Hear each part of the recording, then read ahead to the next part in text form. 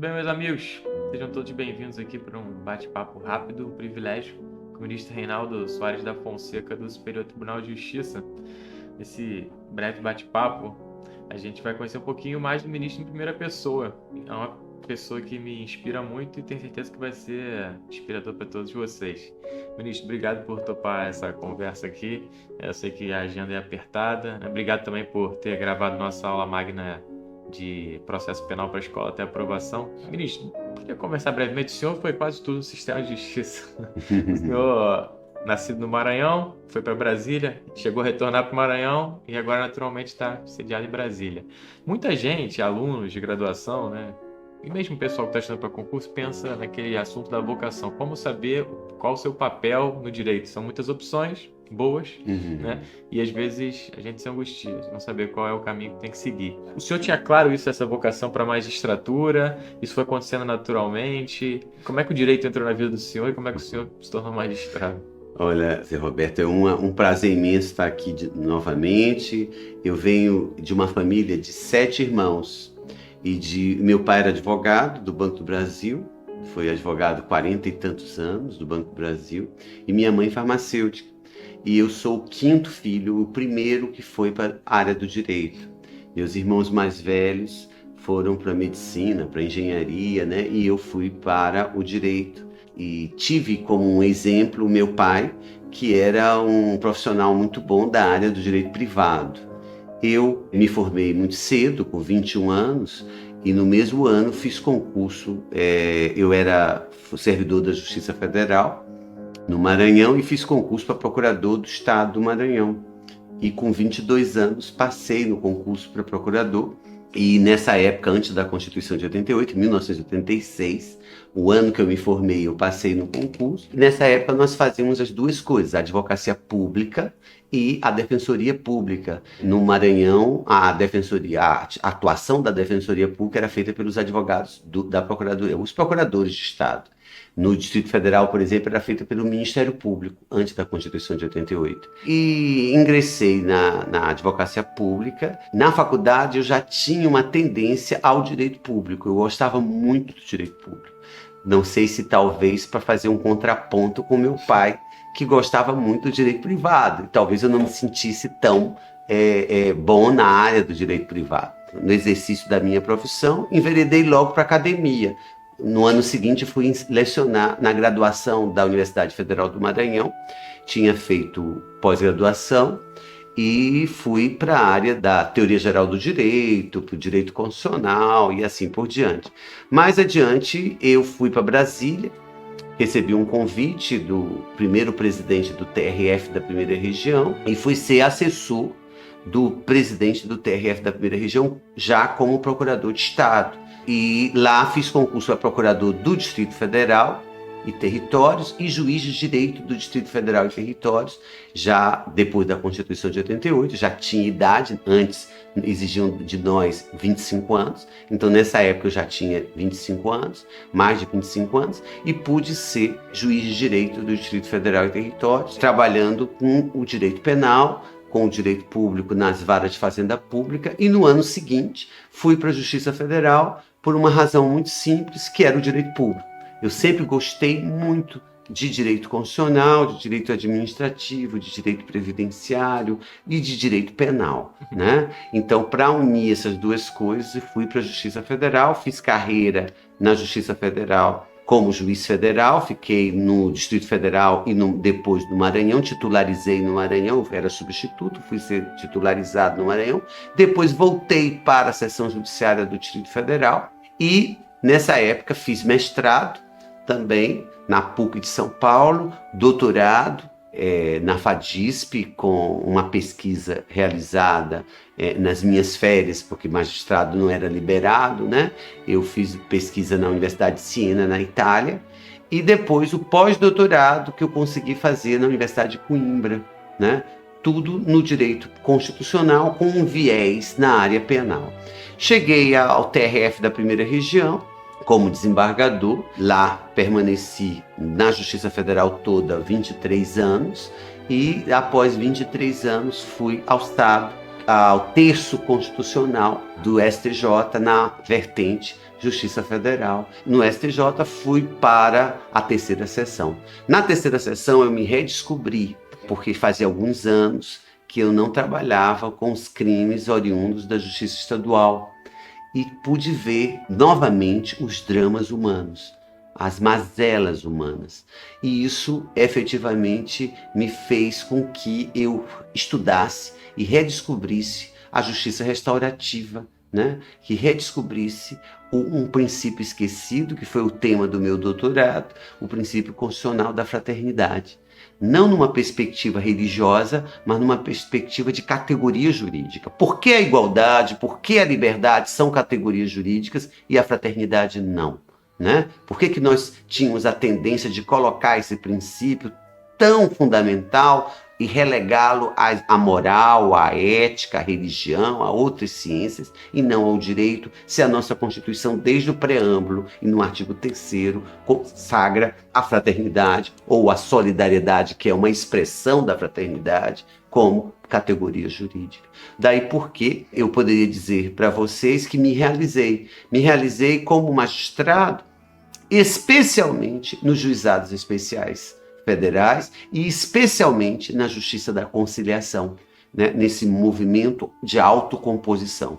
Eu fui coordenador dos Juizados Especiais Federais da Primeira Região, 14 unidades da federação, todo o norte do país, o Maranhão e o Piauí, o meio norte, a Bahia, todo o centro-oeste, com exceção do Mato Grosso do Sul, que ficou com a terceira região, e o continente chamado Minas Gerais. Portanto, eu coordenei essas 14 unidades da federação naquilo que era invisível dentro da sociedade, que são os reclamos daqueles que não têm acesso à justiça, né? E que, portanto, aí me realizei como um juiz pacificador, um juiz construtor da pacificação e um juiz também envolvido com a construção das políticas públicas, não como administrador, mas como pacificador social.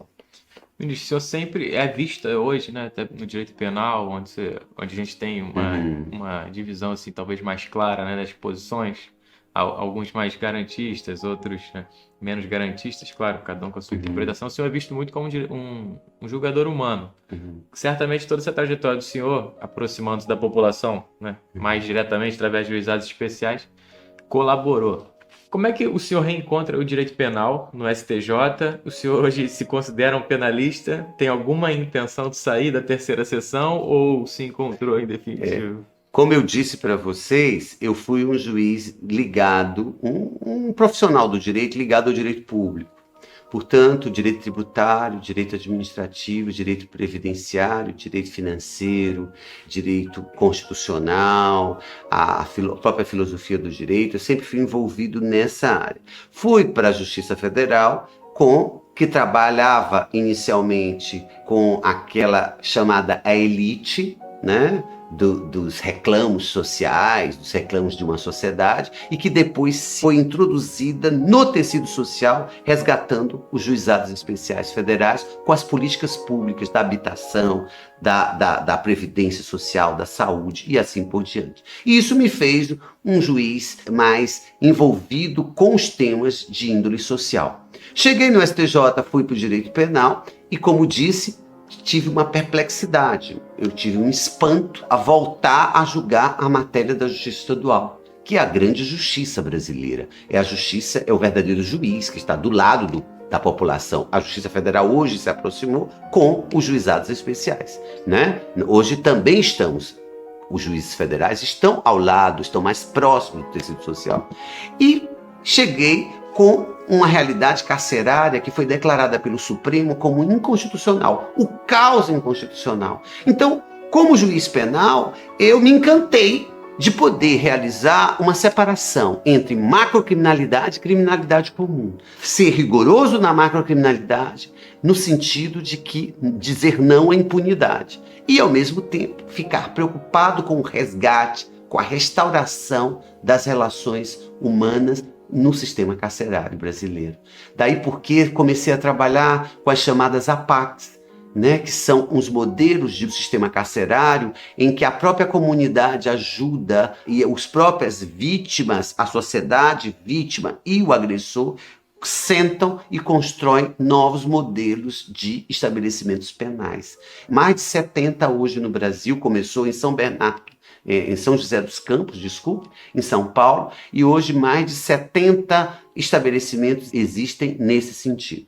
Nós pouco sabemos, nós só publicamos e só fomos atrás de coisas que não são boas. Vamos atrás também de coisas boas, e isso é um exemplo. Chegando no STJ, e hoje, já estando há 7 anos na área penal, já tive a oportunidade de sair e ir para o direito público, para a primeira sessão, e não quis. Nem eu quis, nem o ministro Marcelo, que vinha da Justiça Federal também, nem o ministro Joel, mesmo porque a minha formação acadêmica foi em direito constitucional, com um viés relacionado à autocomposição civil e penal. E isso me interessou muito, poder fazer alguma coisa na esfera penal. Hoje, no civil, nós já temos uma cultura da justiça negociada mais consolidada. No penal, está incipiente. Nós estamos construindo, e é essa a minha função enquanto julgador. Se você disse que eu sou um juiz humano, eu não me caracterizo como um juiz punitivista nem garantista, né? Eu pretendo ser um juiz constitucional.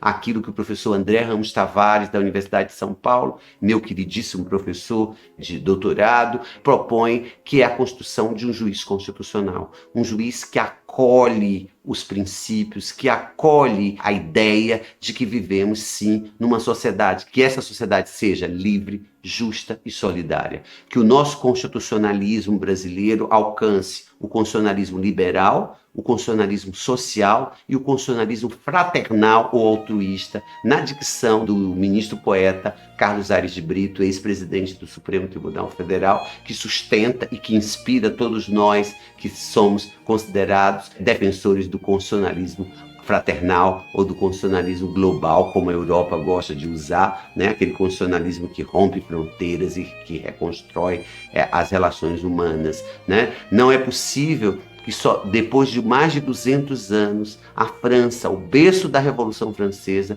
tenha que ter a Corte Constitucional Francesa declarado inconstitucional o ilícito penal de ajuda humanitária a um agricultor francês que deu ajuda a um imigrante africano que entrou na França pela Itália. Isso somente em 6 de julho de 2018. Lembrem que a Revolução Francesa foi no século XVIII. Portanto, somente no século XXI é que nós alcançamos a possibilidade, no berço da Revolução Francesa, de proclamar que o princípio da solidariedade, o princípio da fraternidade é uma realidade, é uma categoria jurídica, inclusive na esfera penal. Não me considero garantista, não me considero punitivista. Eu me considero um juiz constitucional. E para mim, isso basta. Perfeito, ministro. Ministro, o senhor agora, falando de um ponto mais pessoal, né? O senhor é um jurista completo, né? Trabalha no serviço público há décadas, tem uma vida acadêmica consolidada, concilia tudo isso e ainda tem a família, né? Também muito bonita, casada há décadas, né? Quantos anos casado? Estou casado há 34 anos 3 e filhos. namoro há 38 anos com a mesma mulher, a minha mulher, né?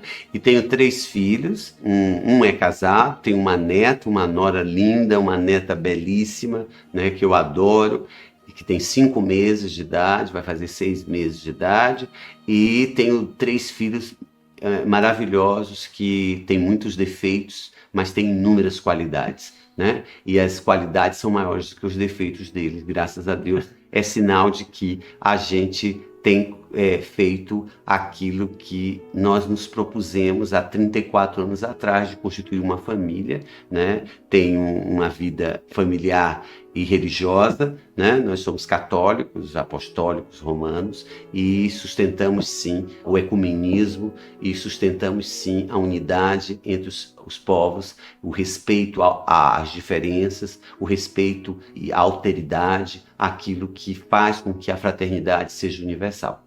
A minha pergunta com tudo isso seria o seguinte, ministro: como conciliar tanta coisa tão bem feito por tantos anos? Qual o segredo? Na verdade, eu tô desde 1982, eu sou servidor público, né? Eu fui servidor público, eu fui advogado público, eu fui juiz de direito, fui juiz federal e desde 1982 estou fazendo este ano 40 anos de trabalho e tenho 58 anos de idade, né? Eu conciliei levando tudo com muita objetividade, né? Na verdade, a gente tinha que, em primeiro lugar, saber que só se vence pelo estudo, pela educação, e que, portanto, eu tinha que trabalhar para me sustentar minha família. Casei muito cedo, com 23 anos já era casado, com 26 já era pai, 28 já era juiz federal, né? E tive que me organizar com o tempo e tendo tempo também para minha família. Isso não é não tem uma fórmula mágica,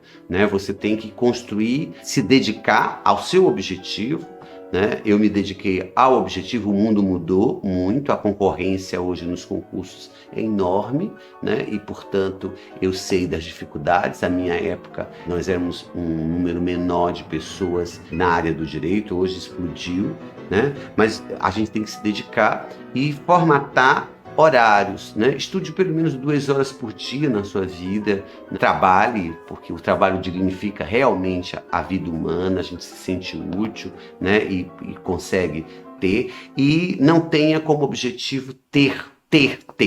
Tenha como objetivo ser e ser feliz, né? A busca da felicidade é uma arte, né? Eu estou em busca dela, né? Até hoje, com 58 anos de idade, acho que se chegar a 90, 100, vou continuar tendo também a busca da felicidade. E nessa busca da felicidade não se faz sem esse princípio esquecido, que é o princípio, a categoria não só da liberdade, da igualdade, mas da fraternidade, que é o objeto de estudo meu na academia. Perfeito, ministro. Agora umas perguntinhas rápidas, o senhor responde em poucas palavras. Quem é o seu ídolo no direito, ministro? Quem foi que maior te inspirou nessa trajetória toda? O meu ídolo na academia, foi Alberto José Tavares Vieira da Silva, primeiro juiz federal substituto do Maranhão, né, e primeiro presidente do TRF da primeira região. E melhor livro jurídico que o senhor já leu? Um livro que fez diferença na sua formação jurídica, gostaria de reler? Os Princípios Básicos de Direito Penal, de Francisco de Assis Toledo. E não jurídica, ministro? A Tirania do Mérito. Dia mais emocionante da carreira do senhor? Posse no STJ? Não, eu acho que o dia mais emocionante da minha carreira foi o dia que eu tomei posse como juiz de direito do Distrito Federal e Territórios, em 1992. Bom, ministro. Obrigado. 12 de junho, dia dos namorados. Ministro, obrigado por essa conversa, obrigado pela aula, obrigado pela generosidade sempre. Que Deus te abençoe. Eu é que agradeço e quero dizer que hoje estar no STJ é uma honra enorme e é o Tribunal da Cidadania. Mas quando você me perguntou qual o dia mais marcante da minha carreira, foi o início da magistratura, que foi a carreira que eu escolhi aos 21 anos, que eu disse que eu iria ser magistrado e consegui, mas depois de ser advogado público, chegar à magistratura, né, e poder fazer esse papel, esse trabalho que eu tenho feito há 30 anos. Bom, ministro, muito obrigado. Obrigado.